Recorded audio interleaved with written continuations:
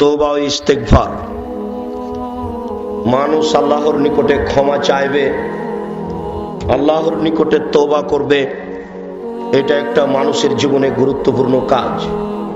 যেহেতু মানুষ মাত্রই ভুলের মধ্যে, পাপের মধ্যে, কাজেই মানুষের জীবনে একটা বড় কাজ হচ্ছে আল্লাহর দরবারে ক্ষমা চাওয়া।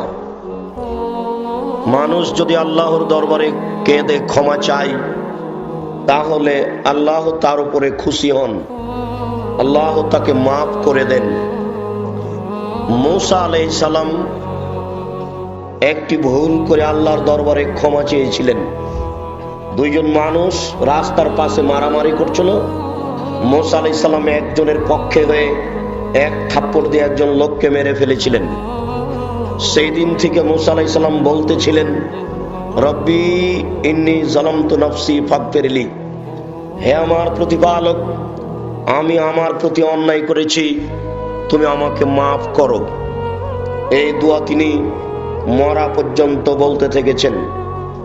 এরপরেও যখন তিনি বিচার মাঠে উপস্থিত হবেন আর আমরা তার নিকটে উপস্থিত হব, তখন মূসা আলাইহিস সালাম বলবেন যে আমি তোমাদের কোনো উপকার করতে পারবো না। কেন? আমি আমার জীবনে একটা ভুল করেছি, এক থাপ্পড় দিয়ে একটা লোককে হত্যা করেছি। আমি জানি না আমার সেই পাপ ক্ষমা হয়েছে কিনা, আমি জানি না আমার যে কি হবে। আমার প্রতিপালক আমার উপরে এত রাগ করেছেন, এমন রাগ পূর্বেও করেননি, পরেও কোনোদিন করবেন না। আমার যে কি হয় তা আমি নিজেই বুঝি না। তিনি সব সময় বলতেন, রব্বিগফির ওয়ারহাম ওয়া আনতা খায়রুর রাহিমিন, হে আমার প্রতিপালক, তুমি ক্ষমা করো, তুমি দয়া করো, তুমি বড় দয়াবান, তুমি বড় ক্ষমাবান। মূসা আলাইহিস সালাম এই ভুলের পরে তিনি এই দোয়া সর্বদা বলতে থেকেছেন। আল্লাহ তাআলা আদম আলাইহিস সালামকে জান্নাতের একটি ফল খেতে নিষেধ করলেন। জান্নাতের ফল হারাম ছিল না, হালাল ছিল, বৈধ। কিন্তু আসলে আল্লাহ দেখতে চাচ্ছিলেন যে আদম আলাইহিস সালাম আমাকে মান্য করতে পারে কিনা। যখনই আদম আলাইহিস সালাম বললেন এই গাছের ফল খেও না, তখন ইবলিস সুযোগ পেল। এবার দেখা যাবে কিভাবে তাকে ফল খাওয়ানো যায়। যদি নিষেধ না করতেন তাহলে ইবলিসের এখানে কাজ থাকতো না। ইবলিস চট করে আদম আলাইহিস সালামের সামনে এসে বলছে, আমি খুব ভালো মানুষ, আমার একটা উপদেশ শুনেন, আপনাকে জান্নাতে থাকতে দেবে না, এই জন্য এই ফল খেতে নিষেধ করেছে, আপনি ফলটা খান। আমি খুব ভালো মানুষ, আমি আপনাকে উপদেশ দিচ্ছি, আপনি আমার উপদেশ গ্রহণ করুন। তারপর সরে যায়, আবার আসে, আবার বলে, আবার সরে যায়, আবার আসে, আবার বলে। এইভাবে বলতে বলতে এক পর্যায়ে আদম আলাইহিস সালাম বুঝলেন ফলটা খাওয়া হোক, তাই খেয়ে ফেললেন। যেমন ফল খেয়ে ফেললেন, তেমন আল্লাহ বললেন, আমি যে ফল খেতে নিষেধ করেছি, কেন খেলে? সেই দিন থেকে আদম আলাইহিস সালাম বলা শুরু করলেন, রব্বানা যালামনা আনফুসানা, হে আমাদের প্রতিপালক, আমরা দুইজন আমাদের প্রতি অন্যায় করেছি। হে আমাদের প্রতিপালক, আমরা স্বামী স্ত্রী, আমরা দুইজন আমাদের প্রতি অন্যায় করেছি। রব্বানা যালামনা আনফুসানা ওয়া ইল্লাম তাগফির লানা ওয়া তারহামনা, আপনি যদি আমাদের দুইজনকে ক্ষমা না করেন, যদি আমাদের দুইজনের প্রতি দয়া না করেন, যদি আপনি আমাদের দুইজনকে ক্ষমা না করেন, যদি আপনি আমাদের দুইজনের প্রতি দয়া না করেন, লানাকুনান্না মিনাল খাসিরিন, তাহলে আমরা ক্ষতিগ্রস্ত পাপীদের অন্তর্ভুক্ত হয়ে যাব। এই দোয়া আদম আলাইহিস সালাম মরা পর্যন্ত বলেছেন। আপনি এক পাপ করার পরে ক্ষমা তো চান না, আর চাইলেও মনে করেন যে এতদিন পর্যন্ত ক্ষমা হলো না, আর কত দোয়া চাইব, আর কত ক্ষমা চাইব। বিচারের মাঠে যখন আমরা আদম আলাইহিস সালামের কাছে উপস্থিত হব। আমরা উপস্থিত হয়ে বলবো ইন্নাকা আদম আবুন নাস, আপনি হচ্ছেন আদম, আপনি হচ্ছেন মানুষের পিতা। কাদ খালাকাকাল্লাহু বিয়াদিহি, আল্লাহ আপনাকে নিজ হাতে সৃষ্টি করেছেন। ওয়াসকানাকা জান্নাতাহু, আল্লাহ আপনাকে নিজের জান্নাতে রেখেছেন। ওয়াসদালাকা মালায়েকাতাহু, ফেরেশতা দিয়ে আপনাকে সিজদা করিয়ে নিয়েছেন। আপনি বড় সম্মানী মানুষ, আমরা বড় বিপদে, আপনি একটু আমাদের বিপদ থেকে উদ্ধার করবেন কি? আপনি বড় সম্মানী মানুষ, আপনি একটু আমাদের জন্য আল্লাহকে বলেন, আমরা যা আটকা পড়েছি আমাদের কি হবে?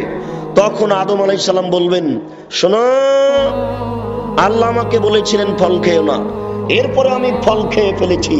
ওই যে ভুল করেছি, সেই ভুল আমার ক্ষমা হয়েছে কিনা আমি নিজেই জানি না। আমার প্রতিপালক আমার প্রতি রাগ করেছেন। যে রাগ করেছেন, এই রাগ পূর্বে কোনোদিন করেননি, ভবিষ্যতেও কোনোদিন করবেন না। আমার যে কি হয় আমি তা নিজেই বুঝি না, আমি তোমাদের জন্য কোনো উপকার করতে পারবো না। আদম আলাইহিস সালাম এই দোয়া বলতে থেকেছেন মরা পর্যন্ত। তবে অত্র ঘটনার সাথে একটা মিথ্যে ইতিহাস জড়িয়ে আছে। সেটা হচ্ছে এই, আদম আলাইহিস সালাম 300 বছর আল্লাহ দরবারে ক্ষমা চাইলেন, এরপরে বুঝলেন তার পাপ ক্ষমা হলো না। কি করে বুঝলেন পাপ ক্ষমা হলো না? এটা একটা তার উপরে মিথ্যা অপবাদ।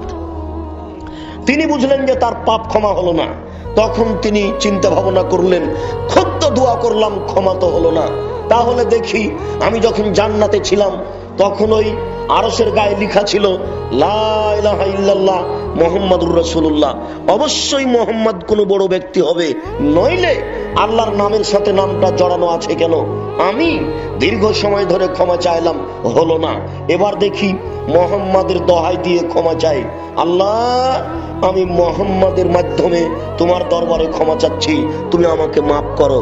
তখন আল্লাহ বললেন, দেখো আদম, তুমি যদি মরা পর্যন্ত ক্ষমা চাইতে তাহলে আমি তোমাকে ক্ষমা করতাম না, কিন্তু তুমি আজকে এমন মানুষের মাধ্যমে ক্ষমা চেয়েছো যে আমি না করে পারলাম না, যাও তোমাকে ক্ষমা করে দিলাম। এটা একবারে ডাহা মিথ্যা কথা। আল্লাহ আদমকে ক্ষমা করবেন না, একটা প্রতিশ্রুতি চলে আসছে। আশ্চর্য, মানুষ ক্ষমা চাইবে, আল্লাহ তাকে ক্ষমা করবেন, এটাই বিধান। মানুষ ক্ষমা চাইবে, আল্লাহ মানুষকে ক্ষমা করবেন, এটাই বিধান। আইয়ুব আলাইহিস সালামের নিজের বুঝে কিছু ত্রুটি ছিল, তাই তিনি বলতে থেকেছিলেন মরা পর্যন্ত, আন্নী মাসানি আসুর ওয়া আনতা আরহামুর রাহিমিন, প্রতিপালক আমি বড় বিপদে, তুমি বড় দয়াবান। প্রতিপালক আমি বড় বিপদে, তুমি বড় দয়াবান, আমি ক্ষতির মধ্যে পড়েছি, তুমি আমাকে রক্ষা করো। আইয়ুব আলাইহিস সালাম মরা পর্যন্ত এই দোয়া পড়তে থেকেছেন ক্ষমা চাওয়ার জন্য। মহান আল্লাহ আমাদের বলেন, হে আমার বান্দা, লা তাকনাতু মির রাহমাতিল্লাহ, তোমরা আল্লাহর রহমত থেকে নিরাশা হয়ো না। ইন্নাল্লাহা ইয়াগফিরুয যুনুবা জামিয়া, নিশ্চয় আল্লাহ তাআলা মানুষের সব পাপকে ক্ষমা করে দেন। মানুষকে ক্ষমা করাই তার কাজ। তার অনেক নাম রয়েছে, তার একটি নাম হচ্ছে গাফফার। তিনি খুব বেশি বেশি ক্ষমা করেন, তাই তিনি বলছেন, ইয়া ইবাদিয়াল্লাযীনা আসরাফু আলা আনফুসিহিম, হে আমার বান্দা, যারা নিজের প্রতি অত্যাচার করেছো, অন্যায় করেছো। পাপী নিজের প্রতি অত্যাচার করে। নিজের প্রতি অত্যাচার করে কিভাবে? পাপের ফল তাকেই ভোগ করতে হবে, এই জন্য সে নিজের প্রতি অত্যাচার করেছে। মহান আল্লাহ বলেন, হে আমার বান্দা, যারা তোমরা নিজের প্রতি অত্যাচার করেছো, তোমরা নিরাশা হও না, আমি তোমাদের সমস্ত পাপ ক্ষমা করে দিব। মহান আল্লাহ বলেন, ফালাম আন্নাহু লা ইলাহা ইল্লাল্লাহ, এই বিদ্যা অর্জন করো যে আল্লাহ ছাড়া কোনো মাবুদ নেই। এই বিদ্যা অর্জন করো যে আল্লাহ ছাড়া কোনো মাবুদ নেই। এটা জেনে নেওয়ার পরে ওয়াস্তাগফির লিযামবিক, তুমি তোমার পাপের জন্য আল্লাহর দরবারে ক্ষমা চাও। ক্ষমা চাই, তাদের প্রতি আল্লাহ খুশি হন। এই ছেলেরা, তোমরা দায়িত্ব পালন করো না কি? এখনো কিছু মানুষ চলাচল করতে দেখতে পাওয়া যাচ্ছে। যারা আপনারা রাস্তাঘাটে আছেন, দোকানপাটে আছেন, ঘুমন্ত অবস্থায় আছেন, সকল দিনই ভাই বোনকে চলাচল বন্ধ করে, কথাবার্তা বন্ধ করে, ক্রয় বিক্রয় লেনদেন বন্ধ করে, ঘুম বন্ধ করে গুরুত্বপূর্ণ আলোচনা শোনার জন্য জোরালোভাবে অনুরোধ করা হচ্ছে। নিজ নিজ কর্ম ত্যাগ করে, ব্যস্ততা ত্যাগ করে, চলাচল বন্ধ করে গুরুত্বপূর্ণ আলোচনা শোনার জন্য চেষ্টা করুন। আবু হুরায়রা রাদিয়াল্লাহু তাআলা আনহু বলেন, রাসূল সাল্লাল্লাহু আলাইহি ওয়াসাল্লাম বলেছেন, ইন্না আবদান, যখন কোনো মানুষ আজনাবা জামবান, কোনো পাপ করে, ইন্না আবদান, যখন কোনো মানুষ আজনামা জামবান, কোনো পাপ করে, এরপরে বলে রব্বি আজনাবতু ফাগফিরলি, হে আমার প্রতিপালক, আমি পাপ করেছি, তুমি আমাকে ক্ষমা করো। মানুষ যখন এই কথা বলে আল্লাহ তাআলা, তখন আল্লাহ তাআলা বলেন, আলেমা আব্দি, আমার দাসী কি জানে আন্না লাহু রাব্বুন, যে তার একজন প্রতিপালক রয়েছেন? আন্না লাহু রাব্বান, তার জন্য তার একজন প্রতিপালক রয়েছেন। আমার দাসী কি জানে যে তার একজন প্রতিপালক রয়েছেন? একফিরুল যামবা, যিনি পাপকে ক্ষমা করতে পারেন, ওয়ায়াখযু বিহি, যিনি শাস্তি দিতে পারেন। আমার দাসী কি জানে যে তার একজন প্রতিপালক রয়েছেন, যিনি ক্ষমা করতে পারেন, যিনি শাস্তি দিতে পারেন? যদি জেনে শুনে আমাকে বলে থাকে কাদ্দাফারতু লাহু, আমি তাকে মাফ করে দিলাম। সুমা মাকাশা মাশাআল্লাহু তাআলা, এরপরে ওই দাসী থাকলো, থাকে দিন যায়, থাকে দিন যায়, থাকে দিন যায়, ফাজনাবা জামবান, হঠাৎ আবার পাপ করে বসলো। পাপ করার পরে বলল, রব্বি, হে আমার প্রতিপালক, আজনাবতু, আমি পাপ করেছি, ফাগফিরহুলি, তুমি আমার ওই পাপ ক্ষমা করে দাও। তখন আল্লাহ তাআলা বলেন, কার আল্লাহ তাআলা, আল্লাহ তাআলা বলেন, আলেমা আব্দি, আমার দাসী কি জানে আন্না লাহু রাব্বান, তার একজন প্রতিপালক রয়েছেন, একফিরুজ যামবা, যিনি পাপ ক্ষমা করতে পারেন, ওয়ায়াখযু বিহি, যিনি শাস্তি দিতে পারেন। জেনে শুনে কি বলছে? যদি জেনে শুনে বলে থাকে কাদ গাফারতু লাহু, আমি তাকে মাফ করে দেব। সুমা মাকাশা মাশাআল্লাহু তাআলা, এরপরে থাকে দিন যায়, থাকে দিন যায়, রাত্রি যায়, থাকে দিন যায়, রাত্রি যায়, ফাজনাবা জামবান, আবার কোনদিন পাপ করে বসলো। পাপ করার পরে বলে, রব্বি, হে আমার প্রতিপালক, আজনাবতু, আমি পাপ করেছি, ফাগফিরহুলি, তুমি আমার ওই পাপ ক্ষমা করে দাও। তখন আল্লাহ তাআলা বলেন, আলেমা আব্দি, আমার দাসী কি জানে আন্না লাহু রাব্বান, তার একজন প্রতিপালক রয়েছেন, একফিরুজ যামবা, যিনি ক্ষমা করতে পারেন, ওয়ায়াখযু বিহি, যিনি শাস্তি দিতে পারেন। যদি জেনে শুনে বলে আমি ক্ষমা করতে পারি, এটা যদি জেনে শুনে বলে আমি শাস্তি দিতে পারি, এটা যদি জেনে শুনে বলে কাদ গাফারতু লাহু, আমি তাকে মাফ করে দিলাম। আমি এইভাবে তাকে মাফ করতে থাকবো যতদিন পর্যন্ত আমাকে জেনে শুনে বলবে। তার জীবনে যদি শতবার এরকম ঘটে যায়, শতবার যদি আমাকে বলে, আমি তাকে শতবার ক্ষমা করব। দেশবাসী, পৃথিবীর মানুষ রাসূলের এই বাক্য দ্বারা উল্টা কিছু বুঝবেন না যে তাহলে মানুষ পাপ করতে থাকবে, ক্ষমা চাইতে থাকবে, তাহলে পাপ করুক আর ক্ষমা করুক। এটা মূলত বলা উদ্দেশ্য নয়। এটা মূলত বলা উদ্দেশ্য যে আল্লাহর বড় দয়ায় আপনি নিরাশা হবেন না, আল্লাহর বড় দয়ায় আপনি নিরাশা হবেন না, আল্লাহর বড় দয়ায় আপনি নিরাশা হবেন না। এটা মূলত আল্লাহ তাআলা দেখাতে চাচ্ছেন। আনাস রাদিয়াল্লাহু তাআলা আনহু বলেন, রাসূল সাল্লাল্লাহু আলাইহি ওয়াসাল্লাম বলেছেন, কুল্লু বানি আদম খাত্তা, প্রত্যেক আদম সন্তানই পাপী। আদম সন্তান পাপ করে না এরকম কোন মানুষ পৃথিবীতে নেই। আল্লাহর নবী বলেছেন, আত্তাকিও আন্নাকিও, পরহেজগার সেই ব্যক্তি যার ভিতরে চারটে জিনিস নেই। আল্লাহর নবী বলেছেন, পরহেজগার সেই ব্যক্তি যার ভিতরে চারটে জিনিস নেই। এক, লাইস মাফিহে, পাপ নেই। পাপ নেই এমন মানুষ পৃথিবীতেই নেই। তাহলে আল্লাহ রাসূল বললেন যে পাপ নেই, পাপ নেই মানে পাপ হলেই ক্ষমা চাই, এই ব্যক্তির পাপ নেই। ওয়ালা বাগিয়ে, যার সীমা লঙ্ঘন নেই, চারটে জিনিস নেই যার, সেই হলো পরহেজগার। এক, পাপ নেই যার, মানে পাপ হলেই ক্ষমা চাই। দুই, ওয়ালা বাগিয়া, সীমা লঙ্ঘন নেই যার। বড় সীমা লঙ্ঘন, তার বাড়িটাই দখল করে নিলেন জোর করে। ছোট সীমা লঙ্ঘন, মরিচ কিনছিলেন, দাঁড়িপাল্লা হয়ে গেছে, 100 মরিচ নেবেন, একটা মরিচ হাতে আছে, এই মরিচটা কোথায় রাখবেন? যদি আপনার পাল্লায় রাখেন তাহলে আপনি সীমা লঙ্ঘনকারী, যদি আপনার ব্যাগে রাখেন আপনি সীমা লঙ্ঘনকারী। এই মরিচটা ওই লোকের ডালিতে তার পাল্লায় রেখে দিতে হবে, আপনি নিজের ভিতরে নিতে পাবেন না। যদি নেন তাহলে এটা হবে সীমা লঙ্ঘন। তিন, ওয়ালা গিল্লা, আমানতের খিয়ানত নেই যার, সেই হলো পরহেজগার। চার, ওয়ালা হাসাদা, হিংসা নেই যার, সেই হলো পরহেজগার। চারটে জিনিস নেই যার, সেই হলো পরহেজগার। চারটে জিনিস নেই যার, সেই হলো পরহেজগার। এক, পাপ নেই যার। দুই, সীমা লঙ্ঘন নেই যার। তিন, আমানতের খিয়ানত নেই যার। চার, হিংসা নেই যার। অত্র হাদিসে একটি বাক্য রয়েছে, পাপ নেই যার। পাপ নেই কার? পাপ সবার আছে। তাহলে আল্লাহ রাসূল বলছেন আদম সন্তান প্রত্যেকেই পাপী। পাপ নেই যার, কিভাবে তাহলে হলো? পাপ হলে ক্ষমা চাই, এই ব্যক্তির পাপ নেই। আল্লাহর নবী বলছেন খায়রুল খাত্তাইনাত তাওয়াবুন, সবচেয়ে ভালো পাপী হচ্ছে ওই ব্যক্তি যে ব্যক্তি পাপ করে ক্ষমা চায়। তো পাপী তো সবাই, ভালো কে? পাপী তো সবাই, ভালো কে? বিভিন্ন দিক দিয়ে মানুষ পাপ করে।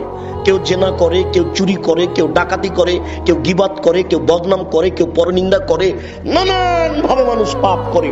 মানুষের পাপের অসংখ্য পথ।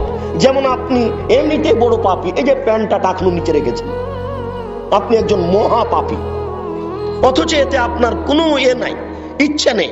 ইচ্ছা নেই মানে এটা যে পাপ, এটা আমি করছি, এটা আপনি বুঝেন না, এটা আপনার একটা গতি। অথচ এটা এত বড় পাপ, এটা এত বড় পাপ, এটা এত বড় পাপ, যাদের সাথে আল্লাহ কিয়ামতের মাঠে কথাই বলবেন। আল্লাহর নবী বলছেন ইন্না লিল্লাহি মিআ রাহমা, আল্লাহর নিকটে ছিল 100টি দয়া। আল্লাহর নিকটে ছিল 100টি দয়া। আনজালা মিনহা রাহমাতান ওয়াহিদা, তার একটি দয়া আল্লাহ মানুষের মাঝে, জিনের মাঝে, পশু প্রাণীর মাঝে ভাগ করে দিয়েছেন। একটি দয়ার ভাগ পেয়ে মানুষ তার মেয়েকে আদর করে চুমা খায়। একটি দয়ার ভাগ পেয়ে মানুষ তার ছেলেকে আব্বু বলে ডাকে। একটি দয়ার ভাগ পেয়ে গাভী তার বাচ্চাকে জিভা দিয়ে চাটে। একটি দয়ার ভাগ পেয়ে মুরগি তার বাচ্চাকে আদর করে ডাকে। একটি দয়ার ভাগ পেয়ে বাঘ তার বাচ্চাকে আদর করে ডাকে। একটি দয়ার ভাগ পেয়ে সাপ তার বাচ্চাকে আদর করে ডাকে। আল্লাহ তাআলা 99টি দয়া নিজের কাছে রেখেছেন। ইয়ারহামু বিহা আলা ইবাদিহি ইয়াউমাল কিয়ামা, এই 99টা দয়া দিয়ে আল্লাহ বিচারের মাঠে তার বান্দাকে ক্ষমা করবেন। এরপরেও 3 শ্রেণীর মানুষের সাথে কথা বলবেন না, তারা কত বড় পাপী। তার এক শ্রেণীর মানুষ হচ্ছে টাকনুর নিচে পায়জামার লুঙ্গি পরে যারা। মানুষ বিভিন্ন ভাবে পাপ করে, তার একটা পাপ যেটা মানুষ সহজেই করে, কিছুই মনে করে না, আল মুসবিল আল মান্নান, দ্বিতীয় পাপটা মানুষ কিছুই মনে করে না, সেটা একটা স্বাভাবিক। সেটা কি? খোটা দেওয়া। রাজশাহী চাঁপাইনবাবগঞ্জের ভাষাতে অন্যা দেওয়া, তুলনা দেওয়া, খোটা দেওয়া। বুঝতে পারলেন কিনা? একটা মানুষকে 10,000 টাকা কর্জ দিয়েছেন, তারপরে একটা কাজ করতে বলেছেন, করেনি, চট করে বলে ফেললেন যে 10,000 টাকা কালকে দিলাম, এই উপকারটা ভুলে গেলে। একই বলা হয় তুলনা দেওয়া। আপনি এটাকে কিছুই মনে করেন না, চট করে বলে ফেললেন, অথচ এটা এত বড় পাপ যে বিচারের মাঠে আল্লাহ আপনার সাথে কথা বলবেন না। আর তৃতীয় পাপ হচ্ছে আল মুনাফিকু সিলাতাহু বিল হালাফিল কাযিব, মিথ্যা কথায় ব্যবসা করা। প্রায় মানুষই মিথ্যা কথায় ব্যবসা করে। প্রায় মানুষই বলে যে আল্লাহর কসম এই কাপড়টা এত টাকা দিয়ে কিনা আছে, এমনিতেই বলে ফেলছে। মিথ্যা কথায় ব্যবসা করে যারা, তাদের সাথে আল্লাহ কথা বলবেন না। শুনুন, রাসূল সাল্লাল্লাহু আলাইহি ওয়াসাল্লাম বলেন কুল্লু বানি আদম খাত্তা, আদম সন্তানের প্রত্যেকেই পাপী। ওয়া খায়রুল খাত্তাইনা তাওয়াবুন, সবচেয়ে ভালো পাপী ওই যে ব্যক্তি পাপ করে ক্ষমা চায়। সবাই পাপী, তাহলে ভালো কে? যেই ব্যক্তি আল্লাহর দরবারে ক্ষমা চায়, বারবার বলে আস্তাগফিরুল্লাহ ওয়া আতুবু ইলাইহি, আস্তাগফিরুল্লাহ ওয়া আতুবু ইলাইহি, আস্তাগফিরুল্লাহ ওয়া আতুবু ইলাইহি। আল্লাহ তোমার কাছে ক্ষমা ভিক্ষা চাই, তোমার কাছে ফিরে যেতে চাই। আল্লাহ তোমার কাছে ক্ষমা ভিক্ষা চাই, তোমার কাছে ফিরে যেতে চাই। আল্লাহ তোমার কাছে ক্ষমা ভিক্ষা চাই, তোমার কাছে ফিরে যেতে চাই। আয়েশা রাদিয়াল্লাহু তাআলা আনহা বলেন, এই ছেলেরা, আচ্ছা আমাদের কি ছেলেরা দেখে না নাকি এই যে লোকগুলো এমনি হেঁটে বেড়াচ্ছে, এভাবে হাঁটছে কেন? তাহলে কি এদেরকে দেখার কোনো ব্যবস্থা নেই? আয়েশা রাদিয়াল্লাহু তাআলা আনহা বলেন, ইন্নাল আবদা ইযা তারাফা সুম্মা তাবা তাবাল্লাহু আলাইহি। যখন কোন মানুষ তার পাপকে স্বীকার করে মেনে নেয়, যখন কোন মানুষ আল্লাহর দরবারে তার পাপকে স্বীকার করে মেনে নেয়, ও তাবা তারপরে তওবা করে। তওবা কি? অনুতপ্ত সহকারে আর কোনদিন পাপ করব না একটা দৃঢ়তা নিয়ে কান্নার স্বরে আল্লাহকে বলে আস্তাগফিরুল্লাহ ওয়া আতুবু ইলাইহি। আল্লাহ তোমার কাছে ক্ষমা ভিক্ষা চাই, তোমার নিকট ফিরে যেতে চাই। রব্বি ইন্নী যালামতু নাফসি ফাগফিরলি। হে আমার প্রতিপালক, আমি পাপ করেছি, তুমি আমাকে ক্ষমা করো। এই দোয়া বারবার বলে পাপের স্বীকারোক্তি দিয়ে তখন আল্লাহ তাআলা তার পাপকে ক্ষমা করে দেন।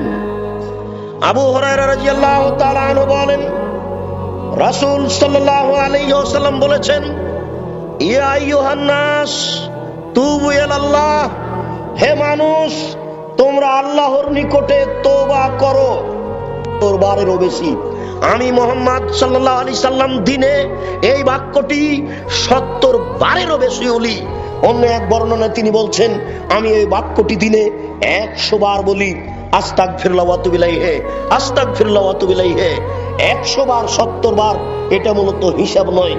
যার যত সম্ভব, যে যত পারে সেই তত আল্লাহর দরবারে বলবে আস্তাগফিরুল্লাহ ওয়া আতুবু ইলাইহি। আবু যার গেফারি রাদিয়াল্লাহু তাআলা আনহু বলেন, রাসূল সাল্লাল্লাহু আলাইহি ওয়াসাল্লাম বলেছেন, কাল আল্লাহ তাআলা, আল্লাহ তাআলা বলেন, ইয়া ইবাদি, হে আমার দাস দাসী পৃথিবীর মানুষ, ইন্নাকুম তুখতাউনা, তোমরা পাপ করো, ফিল লাইলি ওয়ান নাহারে, রাত দিন। হে আমার দাস দাসী, তোমরা রাত দিন পাপ করতে থাকো। ওয়ানা আগফিরুয যুনুবা জামিয়া, আর আমি আল্লাহ তোমাদের সমস্ত পাপকে ক্ষমা করতে থাকি। ফাস্তাগফিরুনি ফাগফির লাকুম, অতএব তোমরা আমার দরবারে ক্ষমা চাও, আমি তোমাদেরকে ক্ষমা করে দিব। আদম সন্তান, তোমরা রাত দিন পাপ করো আর আমি তোমাদের সব পাপ ক্ষমা করে থাকি। তোমরা আমার নিকটে ক্ষমা চাও, আমি তোমাদের পাপ ক্ষমা করে দিব। তোমরা আমার নিকটে ক্ষমা চাও, আমি তোমাদের পাপ ক্ষমা করে দিব। আবু হুরায়রা রাদিয়াল্লাহু তাআলা আনহু বলেন, রাসূল সাল্লাল্লাহু আলাইহি ওয়াসাল্লাম বলেছেন, ইন্নাল্লাহা ইয়াবসুতু ইয়াদাহু ফিল লাইলি। আল্লাহ তাআলা রাতে এইভাবে হাত খান তার বাড়িয়ে দেন। আল্লাহ তাআলা রাতে তার দুই হাতকে বাড়িয়ে দেন। আল্লাহ তাআলা রাতে হাত বাড়িয়ে দেন এবং বলেন, তোমরা ক্ষমা চাও। লেকাই ইয়াতুবু মুসিউল লাইলে মুসিউন নাহারে, রাতে হাত বাড়ান যাতে করে দিনের পাপীরা আল্লাহর দরবারে ক্ষমা চায়। ওয়ায়াবসুতু ইয়াদাহু ফিল নাহারে, আল্লাহ তাআলা দিনে এইভাবে হাত বাড়িয়ে থাকেন। লেকাই ইয়াতুবু মুসিউল লাইলে, যেন রাতে যারা পাপ করেছে তারা দিনে ক্ষমা চায়। যারা রাতে পাপ করেছে তারা দিনে ক্ষমা চাইবে, যারা দিনে পাপ করেছে তারা রাতে ক্ষমা চাইবে। আর আমি এইভাবে হাত বাড়িয়ে বলছি, তোমরা ক্ষমা চাও, আমি তোমাদের ক্ষমা করব। তোমরা ক্ষমা চাও, আমি তোমাদের ক্ষমা করব। রাত দিন বলে আল্লাহ তাআলা বললেন, দিন রাত আমি প্রস্তুত রয়েছি তোমাকে ক্ষমা করার জন্য। দিন রাত আমি প্রস্তুত রয়েছি তোমাকে ক্ষমা করার জন্য। তুমি আমার কাছে ক্ষমা চাও। ক্ষমা চাই কে? আবু হুরায়রা রাদিয়াল্লাহু তাআলা আনহু বলেন, রাসূল সাল্লাল্লাহু আলাইহি ওয়াসাল্লাম বলেছেন, ইয়ানজিলু রাব্বুনা তাআলা ইলা সামাঈদ দুনিয়া হিনা ইয়াবকা সুলুসুল লাইলিল আখির। যখন রাতের 3 ভাগের 1 ভাগ বাকি থাকে, রাতের 3 ভাগের 2 ভাগ পার হয়ে গেছে, 1 ভাগ বাকি আছে। 1টার পরে, 2টার পরে, 3টার পরে এরকম সময়ে এনজেলো রব্বনা তাআলা ইলা সামাই দুনিয়া, আল্লাহ তাআলা সপ্তম আকাশ থেকে এই প্রথম আকাশে নেমে আসেন। জনৈক ব্যক্তি জিজ্ঞাসা করলো, আব্দুর রাজ্জাক সাহেব, একদিন আপনি বক্তব্যে বুঝিয়েছিলেন যে 7টা জমিন 7টা আকাশ এইভাবে আছে। প্রথম জমিন হচ্ছে একটা ফুটবল, এই প্রথম জমিনটাকে দ্বিতীয় জমিনের মধ্যে ঢুকিয়ে দেওয়া হয়েছে। দ্বিতীয় জমিন হচ্ছে একটা বড় ফুটবল। এই 2 ফুটবলের মাঝে 500 বছরের পথ ব্যবধান আছে, চতুর্দিকে ফাঁকা।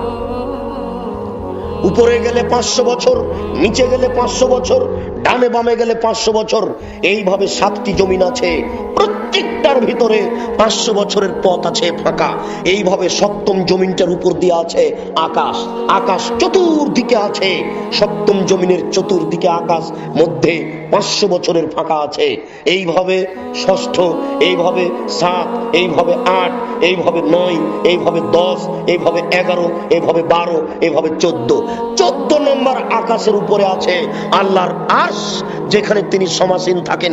এই আল্লাহর আরশটা হচ্ছে 14 নম্বর আকাশের চেয়ে বড়। আল্লাহর আরশটা যত বড়, আল্লাহ তাআলা তার চেয়ে বড়। তাই তো হচ্ছেন আল্লাহু আকবার, আল্লাহ হচ্ছেন সবকিছুর চেয়ে বড়। আব্দুর রাজ্জাক সাহেব তিনি সপ্তম আকাশের উপরে থাকেন, আরশের উপরে। এই বিশাল আকৃতির সৃষ্টিকর্তা প্রথম আকাশে নেমে আসবেন কিভাবে? যদি এইভাবে বলেন তাহলে আপনি আল্লাহকে নিজের মতো বুঝে নিলেন। অথচ আল্লাহ তাআলা বলছেন লাইসা কামিসলিহি শাই, আল্লাহ যে কার মতো তা মানুষ জানে না। আল্লাহর হাত আছে, পা আছে, চোখ আছে, কান আছে, এই কথা ঠিক। এখনই শুনলেন আল্লাহ হাত বাড়িয়ে দেন, হাত না থাকলে বাড়াবেন কি করে? বহুদিন শুনেছেন আল্লাহ বিচারের মাঠে জাহান্নামকে বলবে, জাহান্নাম তুমি কি পূর্ণ? তখন জাহান্নাম বলবে আর কি কিছু আছে? তখন আল্লাহ তার পাখানাকে জাহান্নামে ঢুকিয়ে দিবেন। তখন জাহান্নাম বলবে কাত কাত কাত, যথেষ্ট যথেষ্ট যথেষ্ট। তাহলে বোঝা যাচ্ছে আল্লাহর পা আছে, আল্লাহর হাত আছে, এ কথা ঠিক। পা আছে, এ কথা ঠিক। কান আছে, এ কথা ঠিক। চোখ আছে, এ কথা ঠিক। কিন্তু লাইসা কামিসলিহি শাই, কার মতো এটা মানুষ জানে না, তার মতো। অতএব তিনি সপ্তম আকাশের উপরে থাকেন তার মতো, প্রথম আকাশে নেমে আসেন তার মতো, আমার আপনার মতো নয়। যারা বলে আল্লাহ সর্বত্র বিরাজমান, তাদের আকীদা ভালো নয়, তাদের আকীদা ঠিক নয়, তাদের আকীদা সংশোধন করতে হবে। আল্লাহ সব জায়গায় থাকেন না, আল্লাহ থাকেন সপ্তম আকাশের উপরে। সবাই বলে যখন তখন যে যাই করো উপর আল্লাহ জানছে, তাহলে তারও ধারণা আল্লাহ উপরে আছেন। শুনুন, আল্লাহ তাআলা প্রত্যেক রাতের শেষে যখন 3 ভাগের 2 ভাগ পার হয়ে যায়, ওই সময়ে তিনি সপ্তম আকাশ থেকে প্রথম আকাশে নেমে আসেন। নেমে এসে বলেন মায়াদুনি ফাস্তাজিবা লাহু, কে আমাকে ডাকে আমি তার ডাকে সাড়া দিব। মায়াস্তাগফিরুনি ফাগফির লাহু, মায়াসালুনি ফাউতিয়াহু, কে আমার কাছে কিছু চাই, যে যা চাই আমি তাকে তাই দিয়ে দিব। মায়াস্তাগফিরুনি ফাগফির লাহু, কে আমার কাছে ক্ষমা ভিক্ষা চাই আমি তাকে ক্ষমা করে দিব। আল্লাহ তাআলা সপ্তম আকাশ থেকে প্রথম আকাশে নেমে এসে ফজর পর্যন্ত এইভাবে চিৎকার করতে থাকেন, আদম সন্তান কে আমাকে ডাকে আমি তার ডাকে সাড়া দিব। কে আমার কাছে কিছু চাই, যে যা চাই আমি তাকে তাই দিয়ে দিব। কে আমার কাছে ক্ষমা চাই আমি তাকে ক্ষমা করে দিব। দুঃখজনক হলেও সত্য, আদম সন্তান বড় নিমুখ হারাম। টিভিটা বন্ধ করেছে রাত 2টায়, ঘুম থেকে উঠে রাত সকাল 8টায়। কত তার নোংরা নীতি! এই জন্য আল্লাহ রাসূল বলেছেন এশার সালাতের পরে ঘুমিয়ে যেতে হবে। এশার সালাতের পরে ঘুমিয়ে গিয়ে রাত 2টায় 3টায় উঠে আল্লাহকে ডাকতে হবে, বলতে হবে রব্বি ইন্নী যালামতু নাফসি ফাগফিরলি, হে আমার প্রতিপালক আমি ভুল করেছি, তুমি আমাকে মাফ করো। রব্বিক ফিরলি ওয়ালে ওয়ালে দাইয়া, হে আল্লাহ তুমি আমাকে মাফ করো, আমার বাপ মাকে মাফ করো। রব্বানা আতিনা ফিদ দুনিয়া হাসানাতাও ওয়া ফিল আখিরাতি হাসানা ওয়া কিনা আযাবান নার, হে আল্লাহ তুমি আমাকে ইহকালে কল্যাণ দাও, পরকালে কল্যাণ দাও, তুমি জাহান্নাম থেকে বাঁচাও। আল্লাহুম্মা গফির লি আবি ওয়ারফা দারজাতাহু ফিল মাহাদিন ওয়াফসালাহু ফি কবরিহি ওয়া নাব্বিরলাহু ফিহি, আল্লাহ তুমি আমার বাপকে ক্ষমা করো, তাকে উচ্চ মর্যাদা দান করো, তুমি তার কবরকে প্রশস্ত করো, তুমি তার কবরকে আলোকিত করো। এই রাতে উঠে দুইটায় উঠে, তিনটায় উঠে আল্লাহর দরবারে 2 রাকাত সালাত আদায় করে বারবার বলতে থাকেন নিজের জন্য, ছেলে মেয়ের জন্য, রাব্বির হামহুমা কামা রাব্বায়ানি সাগীরা, হে আমার প্রতিপালক, তুমি আমার বাপ মাকে দেখো ওইভাবে যেভাবে আমাকে বাল্য অবস্থায় দেখেছিল। আপনি রাত 3টায় উঠে 2 রাকাত সালাত আদায় করে বাপ মায়ের জন্য বলতে থাকেন আল্লাহুম্মা গফির লাহু, আল্লাহ তুমি তাকে ক্ষমা করো, ওয়ারহামহু তুমি তার প্রতি রহমত নাযিল করো, ওয়াফিহি তুমি তাকে মাফ করো, ওয়াফানহু তুমি তার প্রতি নিরাপত্তা অবতীর্ণ করো, ওয়াকরিম নুজুলাহু তুমি তাকে দামি সম্মানী খাদ্য খেতে দাও, ওয়াসমাদ খালাহু তুমি তার থাকার জায়গা প্রশস্ত করে দাও, ওয়াগসিলু বিল মাই ওয়াসাল জল বারাদ তুমি তাকে ঠান্ডা স্বচ্ছ পানি দিয়ে ধুয়ে পরিষ্কার করে দাও, কামানা কায়তা সবল আবজমিনা দানাস যেমন ভাবে সাদা কাপড়কে ময়লা থেকে ধুয়ে পরিষ্কার করা হয়, ওয়াদলাহু দারান খায়রান মিন দারিহি আল্লাহ দুনিয়াতে যেই বাড়ি ছিল তার চেয়ে সুন্দর বাড়ি দাও, আহলান খায়রান মিন আহলিহি আমার বাপের দুনিয়াতে যেই পরিবার ছিল তার চেয়ে সুন্দর পরিবার দাও, ওয়াজাওজান খায়রান মিন জাওজিহি দুনিয়াতে যেই স্ত্রী ছিল তার চেয়ে সুন্দর স্ত্রী দাও, আদখিলহুল জান্নাহ তুমি তাকে জান্নাতে প্রবেশ করাও, ওয়াইজুমিন আযাবিল কবর তুমি তাকে কবরের শাস্তি থেকে বাঁচাও, ওমিন আযাবিন নার তুমি তাকে জাহান্নামের শাস্তি থেকে বাঁচাও, আল্লাহুম্মা গফির লিহাইয়িনা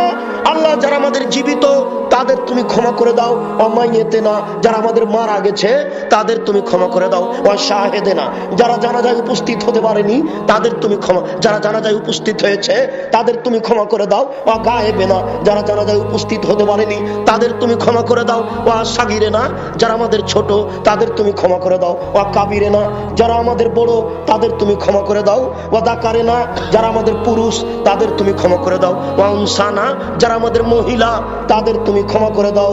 এইভাবে আপনি দোয়া পড়তে থাকেন। ওখানে জানাজা শব্দটা আমি লাগালাম, ওটা এমনিতেই বলে ফেলেছি।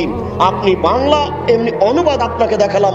আপনি রাতে উঠে যখন দোয়া করবেন এই দোয়া পড়তে থাকবেন বাপ মায়ের জন্য, যারা মারা গেছে তাদের জন্য।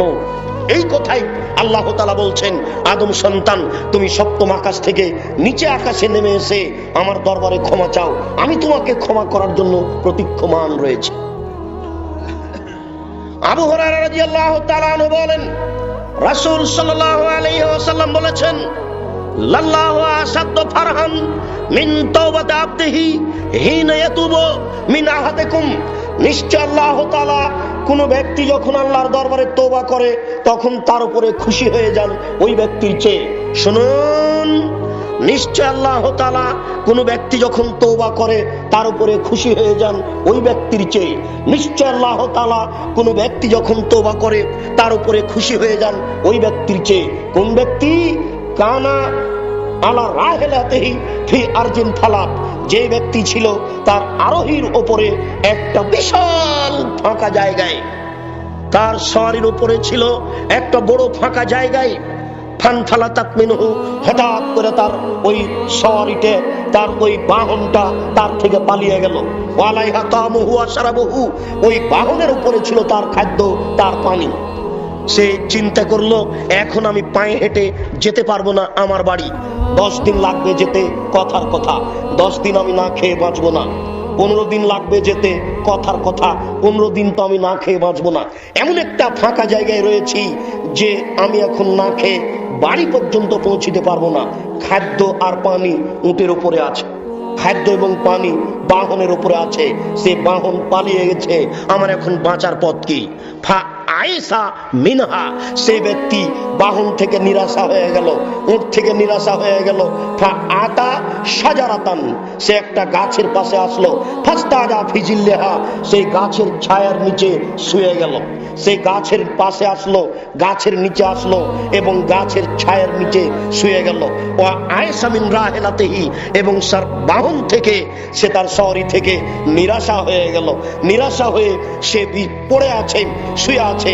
ফাবাইনামা কাযালিক, এইভাবে থাকতে থাকতে ফায়জাহা কায়মাতুন ইনদাহু, হঠাৎ করে ওই বাহনটা পাশে দেখে দাঁড়িয়ে আছে। হঠাৎ করে ওই বাহন পাশে দাঁড়িয়ে আছে। ফাখাজা খেতামা, চট করে সে তার ফাখাজা খেতামাহা, সে চট করে তার লাগামটা ধরে নিল। লাগামটা ধরে নিয়ে বলছে, আল্লাহুম্মা, হে আল্লাহ, ইন্নাকা আবদি ওয়া আনা রাব্বু, হে আল্লাহ আমি হচ্ছি তোমার প্রতিপালক আর তুমি হচ্ছ আমার দাস। হে আল্লাহ, আমি হচ্ছি তোমার প্রতিপালক আর তুমি হচ্ছ আমার দাস। ফাক্তা ফি সিদ্দাতিল ফারহে, সে খুশিতে বাক্য উল্টিয়ে দিয়েছে। এই লোকটা যত খুশি হয়েছে তার বাহন পেয়ে, মানুষ যখন তওবা করে আল্লাহ তার উপরে এর চেয়ে অনেক অনেক অনেক বেশি গুণে খুশি হন। কি দিয়ে বুঝায় আপনাকে তওবা ইস্তেগফার? কি দিয়ে বুঝায় আপনাকে ক্ষমা চাওয়ার পথ? যদি হাদিসটা বুঝাতে পারতাম তাহলে জাতি তার পাপের জন্য আল্লাহর কাছে ক্ষমা চাইতো, তাহলে মানুষ পাপ ছেড়ে দিয়ে আল্লাহর দরবারে ক্ষমা চাইতো। যারা অত্যাচার করেছে, নবীর নামে বদনাম করেছে, তারা অন্তত বন্ধ করে আল্লাহর দরবারে ক্ষমা চাইতো। কিন্তু তারাকে আমরা জানাতে পারলাম না, তারাও জানতে পারলো না, এমনি পশুর মতো থেকে গেল, দিন কাটাচ্ছে। এই ধরনের বহু মানুষ যাদেরকে কাছে আমরা দাওয়াত পৌঁছাতে পারলাম না। এই হাদিস 1400 বছর থেকে হাদিসেই পড়ে থাকলো, আমরা জাতির সামনে পেশ করতে পারলাম না। আবার আপনাকে ভালো করে বোঝানোর চেষ্টা করি, শুনুন। এই লোকটা বাহন পেয়ে, এই লোকটা তার সওয়ারি পেয়ে, এই লোকটা তার উটটাকে পেয়ে এত খুশি হয়েছে, খুশির কারণে বাক্য উল্টিয়ে দিয়েছে। বাক্য উল্টিয়ে দিয়ে বলছে, হে আল্লাহ, তুমি আমার দাস আর আমি তোমার প্রতিপালক। এই লোকটা যেমন বাক্য উল্টে দিয়েছে, মানুষ যখন তওবা করে এই লোকটা যত খুশি হয়েছে আল্লাহ তার উপরে তার চেয়ে বেশি খুশি হন। মানুষ যদি এই হাদিস বুঝতো তাহলে আল্লাহর দরবারে যখন তখন বলতো আস্তাগফিরুল্লাহ ওয়া আতুবু ইলাইহি, আস্তাগফিরুল্লাহ ওয়া আতুবু ইলাইহি, আস্তাগফিরুল্লাহ ওয়া আতুবু ইলাইহি। কিন্তু মানুষকে উপযুক্তভাবে এই হাদিস জানাতে বুঝাতে পারলাম না। আবু সাঈদ খুদরি রাদিয়াল্লাহু তাআলা আনহু বলেন, রাসূল সাল্লাল্লাহু আলাইহি ওয়াসাল্লাম বলেছেন, কানা রাজুলুন ফি বানি ইসরাইল, বানি ইসরাইলের যুগে অনেক অনেক দিন আগে একটা লোক ছিল, হাজার হাজার বছর আগে একটা লোক ছিল, কাতালা 99 ইনসানান, সে 99টা মানুষকে হত্যা করেছিল। বানি ইসরাইলের যুগে একটা লোক ছিল, সে 99টা লোককে হত্যা করেছিল। একটা লোককে হত্যা করলে এত পাপ হয়, সারা পৃথিবীর মানুষকে হত্যা করে যত পাপ হয়। একটা মানুষকে হত্যা করে অত পাপ হয়, সারা পৃথিবীর মানুষকে হত্যা করে যত পাপ হয়। যারা এই সরকারি পর্যায়ে আছে, নেতা নেত্রী সহ, এমপি মন্ত্রী সহ, ওসি দারোগা পুলিশ, কেউ শরীয়ত বুঝে না। এরা প্রায় সব জাহেল, এরা সব প্রায় মূর্খ, কারো বোধগম্য নেই, হিতাহিত জ্ঞান নেই, বোধোদয় নেই। মানুষের যে একটা মান মর্যাদা আছে কেউ বুঝতে চায় না। শুনুন, আল্লাহ এ কথা বলছেন, আল্লাহর নবী এ কথা বলছেন, একজন মানুষকে হত্যা করা এত বড় অপরাধ, সারা পৃথিবীর মানুষকে হত্যা করা যেমন অপরাধ। এই লোকটি 99টা মানুষকে হত্যা করেছিল। হত্যা করার পরে ফাতা রাহেবান, একজন দরবেশের কাছে আসলো। দরবেশ মানে যে এমনিতে তাসবিহ টিপে জ্ঞান গরিমা নেই। দরবেশ মানে এই যে আপনাদের দেশের যারা দায়িত্ব পালন করছে, হজ করতে যায় জ্ঞান গরিমা নেই, উমরা করতে চায় জ্ঞান গরিমা নেই, শরীয়ত কিছু বুঝে না, এমনিতেই সুবহানাল্লাহ আলহামদুলিল্লাহ কাটে, একই বলা হচ্ছে দরবেশ। এই দরবেশের কাছে আসলো সেই 99টা লোককে হত্যা করা ব্যক্তি, এসে বলছে ফাসালাহু, তাকে জিজ্ঞাসা করলো আলাহু মিন তাওবা, এরকম মানুষের কোন তওবা আছে কি যে লোকটা 99টা মানুষকে হত্যা করেছে? ফাকাল আল্লাহ, তখন সে বলল না, 99টা মানুষকে হত্যা করে ক্ষমা চাও। তার এটা হলো নির্বুদ্ধিতা, জাহেলিয়াতের, অজ্ঞতার পরিচয়। সে আল্লাহর রহমতকে জানে না। যদি আলেম হতো তাহলে বলতো যে নিরাশা হবেন না, ক্ষমা চান, নিরাশা হবেন না, ক্ষমা চান। এই লোক ছিল দরবেশ, জাহেল, এই বলে দিল যে 99টা লোককে হত্যা করে ক্ষমা চান। তখন আবার রাগ করে ফাকাতালাহু, একেও দিয়েছে। 100 জন হয়ে গেল। ফাজা আলাইয়া সালো, এরপর জিজ্ঞাসা করতে লাগলো কোথায় বাঁচার পথ আছে, কে আমাকে ফতোয়া দিতে পারে যে ক্ষমা পাওয়া যাবে, কে আমাকে ফতোয়া দিতে পারে ক্ষমা পাওয়া যাবে। ফাকালারা জুলুন, হঠাৎ একটা লোক বলল ইতে কারিয়াতান কাদাওয়াকাদা, তুমি অমুক গ্রামে যাও, সেই গ্রামে একজন মাওলানা সাহেব আছে, ওখানে গিয়ে ফতোয়া জিজ্ঞাসা করো, দেখো তোমার বাঁচার পথ আছে কিনা। এই কথা শুনে প্রস্তুতি নিতেই আদরাকাহুল মওত, মরণ তাকে পেয়ে নিল। মরণ চলে আসলো, সে এখন মাটিতে পড়ে যাচ্ছে। ফান্না সাদরাহু নাওয়াহা, মাটিতে পড়ে যাওয়ার সময় তার বুকটাকে ওই গ্রামের দিকে ঠেলে দিয়ে আল্লাহকে বলতে চাচ্ছে, আল্লাহ আমি 100টা মানুষকে হত্যা করেছি সেটা ভিন্ন কথা, আমি বুকটাকে ওই গ্রামের দিকে ঠেলে দিয়ে তোমাকে বলতে চাচ্ছি আমি মূলত ক্ষমা চাই। আল্লাহ মরার সময় আমি বুকটাকে ওই গ্রামের দিকে ঠেলে দিয়ে তোমাকে বলতে চাচ্ছি আমি 100টা মানুষ হত্যা করেছি সেটা ভিন্ন কথা, তবে আমি চাচ্ছি বাঁচার পথ কোথায়। আমার সময় শেষ হয়ে গেল, আমি বাঁচার পথ খুঁজে পেলাম না, তবে বুকটাকে মরার সময়তে ওই দিকে একটু ঠেলে দিলাম যেন তুমি দেখে বুঝো যে আমি তোমার কাছে ক্ষমা চাচ্ছিলাম। লাশ পড়ে আছে, ফাক্তাসামাত ফিহে মালায়েকাতুর রাহমা ও মালায়েকাতুল আযাবা, জাহান্নামের ফেরেশতা আর জান্নাতের ফেরেশতা উভয় ফেরেশতা এসে হইচই লাগিয়ে দিল, একে জাহান্নামে নিয়ে যেতে হবে, একে জান্নাতে নিয়ে যেতে হবে। ফাআল্লাহু ইলা হাজিহি আনতাবাদি ওয়াল্লাহু ইলা হাজি আনতাকাররবি। আল্লাহ তাআলা তখন এই গ্রামকে বললেন, যে গ্রাম থেকে যাচ্ছিল সেই গ্রামকে বললেন তুমি একটু পিছিয়ে হটে যাও।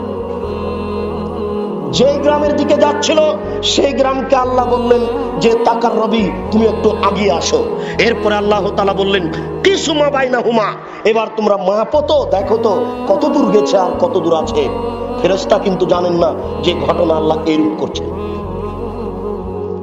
আল্লাহ ফেরেশতাকে মাপতে লাগিয়ে দিয়েছেন। এরপরে আল্লাহ বলছেন গ্রাম যেটা থেকে যাচ্ছিল পিছে সরে দাও, গ্রাম যেই দিকে যাচ্ছিল তুমি আগিয়ে আসো। জড়বস্তু কথা শুনে আদম সন্তান বড় নিমুখ হারাম কথা শুনে না। জড়বস্তু কথা শুনে আদম সন্তান বড় নিমুখ হারাম কথা শুনে না। ইব্রাহিম আলাইহিস সালাম ছেলেকে ছুরি দিয়ে জবাই করছেন, ছুরির নিচে লোহা লাগিয়ে দেওয়া হয়েছে, এ কথা মিথ্যা। ইব্রাহিম আলাইহিস সালাম যখন ছুরি দিয়ে ছেলেকে জবাই করছিলেন তখন আল্লাহ ছুরিকে বলে দিয়েছেন ছুরি তুমি কাজ করো না। মরা পর্যন্ত ইব্রাহিম আলাইহিস সালাম যদি ছুরি চালাতে থাকেন ছুরি কাজ করবে না। স্বৈরাচারী শাসক যখন ইব্রাহিম আলাইহিস সালামকে আগুনে ফেলে দিল তখন আল্লাহ তাআলা বলেন এই আগুন শীতল হও। ইব্রাহিম আলাইহিস সালাম যদি কিয়ামত পর্যন্ত আগুনে থেকে যান আগুন ইব্রাহিম আলাইহিস সালামের কিছু করবে না। জড়বস্তু কথা শুনে আদম সন্তান বড় নিমুখ হারাম কথা শুনে না। বুঝতে চায় না, মানতে চায় না। জড়বস্তু যে কথা শুনে একাধিক সহিহ হাদিস, আরো একটু আশরাফ রাজুলুন ফি বানি ইসরাইল আলা নাফসিহি, বানি ইসরাইলের একটা লোক তার আত্মার প্রতি অত্যাচার করেছিল, খুব বেশি পাপ করেছিল। বেশি পাপ করার কারণে ফাউসা বানি হে, সে তার ছেলেদেরকে উপদেশ দিয়ে বলেছিল আমার ছেলেরা শোনো, যখন তোমাদের পিতা মারা যাবে তখন তোমরা তাকে আগুন দিয়ে জ্বালিয়ে ছাই করে অর্ধেক ছাই মাটিতে ফেলে দিও, অর্ধেক ছাই পানিতে ফেলে দিও। লাইন কাদারাল্লাহু আলাইহি লা ইউযিবুহু আযাবান শাদীদা লা ইউযিবু আহাদান ফিল আলাম। তোমার বাপকে যদি আল্লাহ ধরতে পারেন, এই লোককে আমাকে যদি আল্লাহ ধরতে পারেন, এত শাস্তি দিবেন পৃথিবীর কোনো মানুষকে আল্লাহ এত শাস্তি দিবেন না। সে লোকের ধারণায় সে নিজে সবচেয়ে বড় পাপী, সে লোকের ধারণায় সে নিজে সবচেয়ে বড় পাপী। তাই তার ছেলেদেরকে বলল শোনো, এই যা মাতা যখন তোমাদের পিতা মারা যাবে ফাহাররিকুহু, তোমরা তাকে আগুন দিয়ে জ্বালিয়ে দাও। ফাজরু নিসফাহু ফিল বাররি ওয়া নিসফাহু ফিল বাহরি, অর্ধেক ছাই পানিতে ফেলে দাও, অর্ধেক ছাই মাটিতে ফেলে দাও। এই যা মাতা ফাফালু মা মারাহুম, বাপ যখন মারা গেল ছেলেরা তাই করলো, বাপকে আগুন দিয়ে জ্বালিয়ে ছাই করে অর্ধেক ছাই পানিতে ফেলে দিল, অর্ধেক ছাই মাটিতে ফেলে দিল। ফামারাল্লাহুল বাহরা ফাজামা বিমা ফিহি ওয়াল্লাহুল বাররা ফাজামা বিমা ফিহি। আল্লাহ তখন সাগরকে, পানিকে বললেন পানি ছাইগুলি জমা করে দাও। আল্লাহ তখন মাটিকে বললেন মাটি ছাইগুলি জমা করে দাও। এবার মাটি আর পানি ছাইগুলি জমা করে দিল। এ দেখেন জড়বস্তু কথা শুনে আদম সন্তান কথা শুনে না। আজকে আমি বলছি, আজকে থেকে আপনি রাতে উঠতে শিখুন, রাত 2টায় 3টায় উঠতে শিখুন, আল্লাহর দরবারে ক্ষমা চান। আপনি এই কথার দাম দিবেন না, মূল্যায়ন করবেন না। আদম সন্তান কথা মানে না, আদম সন্তান আল্লাহর কাছে কান্নাকাটি করা প্রয়োজন মনে করে না। আল্লাহ তাআলা আদেশ করলেন ছাইকে পানি এবং মাটি জমা করে দিল। যখন জমা করে দিল আল্লাহ তাআলা তাকে আবার মানুষ তৈরি করলেন, রেডি করার পরে বললেন লেমা ফালতা হাজা, এই তুমি তোমার ছেলেকে এইভাবে আদেশ করেছিলে কেন? তুমি তোমার ছেলেকে এইভাবে আগুন জ্বালিয়ে ছাই করে মাটিতে আর পানিতে ফেলে দিতে বলেছিলে কেন? তখন লোকটা আল্লাহর সামনে বলবে মিন খাসিয়াতিকা, তোমার ভয়ে করেছি, ওয়ান তাআলাম, তুমি ভালো জানো আমি এই কাজ তোমার ভয়ে করেছি, তুমি ভালো জানো। তখন আল্লাহ তাআলা তাকে বলবেন যাও তা গাফারতু লাকা, আমি তোমাকে মাফ করে দিলাম, যেহেতু তুমি আমার ভয়ে করেছো তাই আমি তোমাকে মাফ করে দিলাম। বলছিলাম সেই লোকটি 99টা মানুষকে হত্যা করার পরে শেষ পর্যন্ত এইরূপ হয়ে গেল। আল্লাহ তাআলা ফেরেশতাকে বললেন যে তোমরা এবার মাপো, দেখো তো লোকটা কত দূর গেছে আর কত দূর সামনে বাকি আছে। মেপে দেখা গেল ফাওয়াজাদা ইলা হাজিহি আকরাবা বিশিবরিন, অর্ধ হাত বেশি চলে গেছে।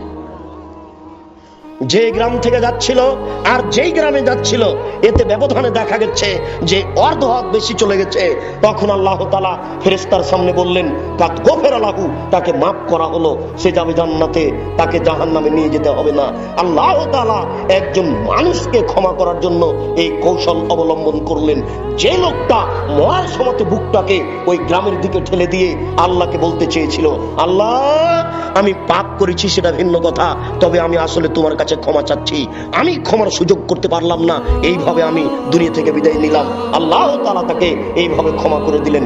দেখুন আপনি আজ থেকে এখন থেকে আল্লাহর দরবারে ক্ষমা চাওয়ার একটা প্রস্তুতি গ্রহণ করুন, আল্লাহ আপনাকে ক্ষমা করে দিবেন, আপনি সেই সুযোগ সেই পরিস্থিতি পেয়ে যাবেন। বলছিলাম সাদ্দাদ ইবনে আউস ইবনে সাদ্দাদ রাদিয়াল্লাহু তাআলা আনহু বলেন রাসূল সাল্লাল্লাহু আলাইহি সাল্লাম বলেছেন সাইয়্যিদুল ইস্তিগফার ইয়াকুলুল আব্দু, ক্ষমা চাওয়ার জগতে সবচেয়ে গুরুত্বপূর্ণ দোয়া, ক্ষমা চাওয়ার জগতে সবচেয়ে দামি দোয়া, ক্ষমা চাওয়ার সর্দার, ক্ষমা চাওয়ার জগতে সবচেয়ে গুরুত্বপূর্ণ দামি দোয়া আল্লাহ রাসূল বলছেন যে বান্দা বলে সেটা হচ্ছে এই আল্লাহুম্মা আনতা রাব্বি, হে আল্লাহ তুমি আমার প্রতিপালক, লা ইলাহা ইল্লা আনতা, তুমি ছাড়া কোনো মাবুদ নেই, খালাক্তানি, তুমি আমাকে সৃষ্টি করেছো, ওয়া আনা আবদুক, আমি হচ্ছে তোমার দাস, ওয়া আনা আলা আহদিক, আমি তোমার অঙ্গীকারের উপরে রয়েছি, ওয়াদাকা মাস্তাতাতু, আমি এই ওয়াদা এই অঙ্গীকার সম্ভবপর বহাল রাখার চেষ্টা করব। আউযু বিকা মিন শাররি মা সানাতু, আমার জীবনে যত অন্যায় করেছি সব অন্যায়ের জন্য আমি তোমার কাছে আশ্রয় চাচ্ছি, তোমার কাছে আমি বাঁচতে চাচ্ছি, অন্যায় থেকে তোমার কাছে আমি ভিক্ষা চাচ্ছি, তুমি আমাকে রক্ষা করো। আবু আলাকা বিনিআমাতিকা আলাইয়া, তুমি আমার উপরে যত অনুগ্রহ করেছো এটা আমি স্বীকার করছি, অর্থ সম্পদ দিয়েছো আমি এটা স্বীকার করছি, আবু বিজামবিক, আমি আমার পাপকে স্বীকার করছি, ফাগফিরলি, হে আল্লাহ তুমি আমাকে ক্ষমা করো, ইন্নাহু লা ইয়াগফিরু যুনুবা ইল্লা আনতা, নিশ্চয় তুমি ছাড়া পাপ কেউ ক্ষমা করতে পারে না, নিশ্চয় তুমি ছাড়া পাপ কেউ ক্ষমা করতে পারে না, নিশ্চয় তুমি ছাড়া পাপ কেউ ক্ষমা করতে পারে না। অতএব এই পরিস্থিতিতে তোমার দরবারে ক্ষমা চাচ্ছি, দয়া করে তুমি আমাকে ক্ষমা করো। আবু হুরায়রা রাদিয়াল্লাহু তাআলা আনহু বলেন রাসূল সাল্লাল্লাহু আলাইহি সাল্লাম বলেছেন যখন কোনো বান্দা বলে আস্তাগফিরুল্লাহাল্লাযী লা ইলাহা ইল্লা হুয়াল হাইয়ুল কাইয়ুম আতুবু ইলাইহি, আস্তাগফিরুল্লাহাল্লাযী, আমি ওই সত্তার কাছে ক্ষমা চাচ্ছি যিনি ছাড়া কোনো মাবুদ নাই, তিনি হচ্ছেন চিরঞ্জীবী, তিনি হচ্ছেন চিরস্থায়ী। এই বলে যখন মানুষ ক্ষমা চায় তখন আল্লাহ তার পাপকে ক্ষমা করে দেন। সে যুদ্ধের মাঠ থেকে পালিয়ে গেলেও সে ক্ষমা চায়। শুনুন সম্মানিত উপস্থিতি, নিরাশার কিছু নেই। আনাস রাদিয়াল্লাহু তাআলা আনহু বলেন রাসূল সাল্লাল্লাহু আলাইহি সাল্লাম বলেছেন, আল্লাহ তাআলা বলেন ইয়া ইবনে আদম, হে আদম সন্তান, আল্লাহ তাআলা বলেন ইয়া ইবনে আদম, হে আদম সন্তান, মা দাওয়াতানি ওয়া রাজাউতানি, যতক্ষণ পর্যন্ত তুমি আমার কাছে ক্ষমা চাও এবং আশা রাখো, তুমি যতক্ষণ পর্যন্ত আমার কাছে ক্ষমা চাও এবং আশা রাখো, ফাস্তাগফিরনি, তুমি আমার কাছে ক্ষমা চাও, গাফারতু লাকা, আমি তোমাকে ক্ষমা করে দিলাম, ওমা উবালি, আমি পরোয়া করি না তুমি কত বড় পাপী, তুমি আমার কাছে ক্ষমা চাও, আমি তোমাকে ক্ষমা করে দিব, আমি পরোয়া করি না তুমি কত বড় পাপী। আরেকটি বাক্য ইয়া ইবনে আদম লাউ বালাকাত যুনুবুকা আনানাস সামায়ে, যদি তোমার পাপ বেশি হতে হতে হতে হতে আকাশ পর্যন্ত পৌঁছে যায়, যদি তোমার পাপ বেশি হতে হতে হতে হতে হতে আকাশ পর্যন্ত পৌঁছে যায়, তারপরে যদি তুমি আমার কাছে ক্ষমা চাও তাহলে গাফারতু লাক, আমি তোমাকে ক্ষমা করে দিব। ওলা উবালি, আমি কোনো পরোয়া করি না তুমি কত বড় পাপী, আমি কোনো পরোয়া করি না তুমি কত বড় পাপী। তোমার পাপ বেশি হতে হতে যদি আকাশ পর্যন্ত পৌঁছে যায়, আমি সব পাপ ক্ষমা করে দিব। আল্লাহ তাআলা বিচারের মাঠে বলবেন হাদিসে কুদসি, ইয়া ইবনে আদম লা আতাইতানি বিকুরাবিলার যে খাতায়া সুম্মা লাকিতানি লা তুশরিক বি লা শায়ান লা আতাইতুকা বিকুরাবিহা মাগফিরা। হে আদম সন্তান, শুনে রাখো, আজকে বিচারের মাঠে যদি আকাশ জমিন পরিমাণ পাপ নিয়ে উপস্থিত হও, হে আদম সন্তান, আজ যদি বিচারের মাঠে আকাশ জমিন পরিমাণ পাপ নিয়ে উপস্থিত হয়েছ, ওয়ালা তুশরিক বি শায়া, আমার সাথে বিন্দুমাত্র শরীক করনি, তোমার শিরকের কোনো পাপ নাই, লা আতাইতুকা বিকুরাবিহা মাগফিরা, তো আমি এই পরিমাণ ক্ষমা নিয়ে উপস্থিত হলাম, যাও তোমাদের সব পাপ ক্ষমা করে দিলাম। সম্মানিত উপস্থিতি, বিচারের মাঠে শিরকের পাপ ক্ষমা হবে না। এছাড়া যদি আপনার ঈমান থাকে তাহলে আপনার পাপ ক্ষমা হবে। আপনি নিরাশা হবেন না, আজ থেকেই আল্লাহর দরবারে ক্ষমা চান এবং আশাবাদী হন। নিরাশা হবেন না, আল্লাহর দরবারে ক্ষমা চান, আল্লাহর দরবারে ক্ষমা চেয়ে কান্নাকাটি করে পাপকে দুনিয়া থেকেই মুছে নিয়ে বিদায় নেওয়ার চেষ্টা করেন। আল্লাহ আমাদের কবুল করুক, আল্লাহুম্মা আমিন। আল্লাহ, আমাদের যারা মারা গেছে তুমি তাদের কবরের শাস্তি মাফ করো, আমরা যারা অসুস্থ তুমি তাদের আরোগ্য দান করো, আমরা যারা বেঁচে আছি তুমি তাদেরকে তোমার রাসূলের পদ্ধতি অনুযায়ী চলার তৌফিক দান করো। এই দাবি, এই দাওয়া, এই দোয়া তোমার দরবারে রেখে আজকের সংক্ষিপ্ত আলোচনা এখানে শেষ করলাম। সুবহানাকাল্লাহুম্মা ওয়া বিহামদিকা আশহাদু আল্লা ইলাহা ইল্লা আনতা আস্তাগফিরুকা ওয়া আতুবু ইলাইক। আসসালামু আলাইকুম ওয়া রাহমাতুল্লাহ।